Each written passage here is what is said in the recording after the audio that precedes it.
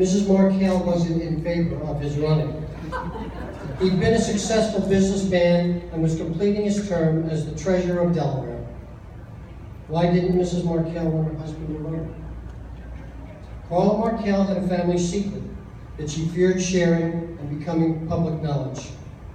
You see, from the time she was a little girl, there were many addiction issues in her family. During the first 17 years of her life, Mrs. Markell lived in 17 different residences. At 17, a family friend introduced her to Al-Anon. This was an experience that changed her life. Mrs. Markell learned to take responsibility for her own life, and she understood that she deserved a better life. The stigma of addiction does not just live with the person in use, but it also lives with the family. Shortly after her husband took office, Mrs. Markell was asked to be interviewed by a local magazine. At first, the stigma held her back. She called her mother to get her thoughts on the possibility of Mrs. Markell telling her story. To her credit, her mother told her that if the story would help one person, that this story should be shared. I believe Mrs. Markell's mother now has 28 years of sobriety. 38 years of sobriety. Wow.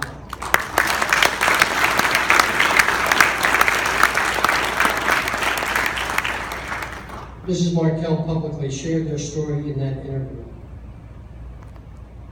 As governor, Governor Markell spoke to middle school shortly after taking office.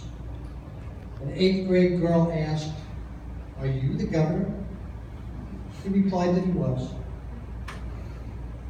The girl told the governor that she had read the story about his wife.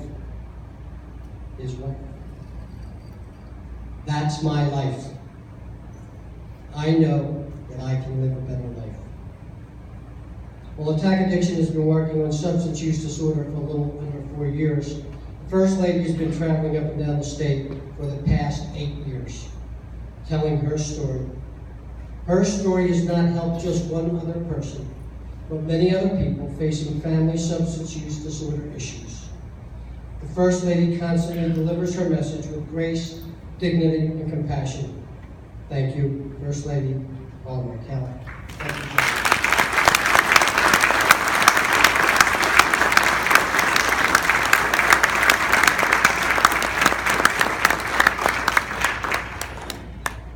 Thank you, everybody, for all the work you're doing to help so many people in our state that really need it. All of you know that when you're in an addictive situation with a family that's going through it, you feel like you're the only one in the world that has it.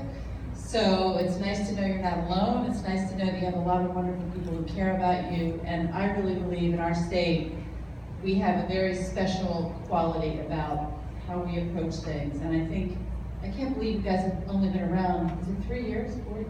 I feel like you've been here my whole life. So, I mean, look at this room. It's just remarkable. And Dave and I shared an interest in a book. You may have heard about it called Dreamland. We have the author coming to speak next week about the opiate addiction crisis in our state.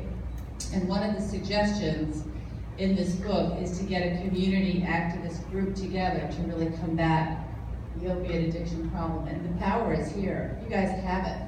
And I know that together, we're going to make a difference with all of this on a continual basis. But the leadership, the heart and soul, the compassion, the understanding, the people who care so much are really going to be the root of helping to resolve these issues and challenges. So thank you all for the role you play.